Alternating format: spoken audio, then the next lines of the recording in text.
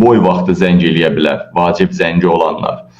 Deməli, dəyərli dostlar, dəyərli həmvətənlərim, bu arada şad xəbərlərdən biri, hər dəfə mən şad xəbər deyəndə, çünki mən sizə demişəm ki, may ayında, mayın 1-dən, xüsusilə 9-undan mən sizə hər gün olmasa da 2 gündən bir şad xəbərlər verəcəyəm. 2-3 gündən bir şad xəbərlər verəcəm. Amma görürüz ki, dünən şad xəbər, bugün şad xəbər və həftədə bir dəfə də ən azı fırtınalı xəbər verəcəyəm.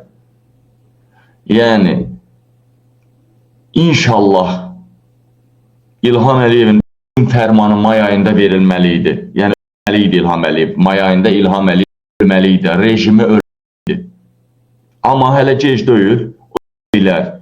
Amma Trump'ın bu oyunlarının uzun getməyindən dolayı İlham Əliyevin may ayında özü və rejimi ehtimalı 90% olmasa da, 50-50 olsa da, amma bir neçə aydan sonra uzağı sentyabr, oktyabra yəqin ki tamamlanacaq İlham Əliyev.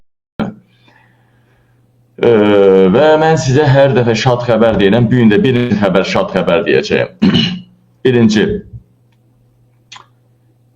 Birinci şad xəbərimiz. Birinci şad xəbərimiz İlham Əliyevə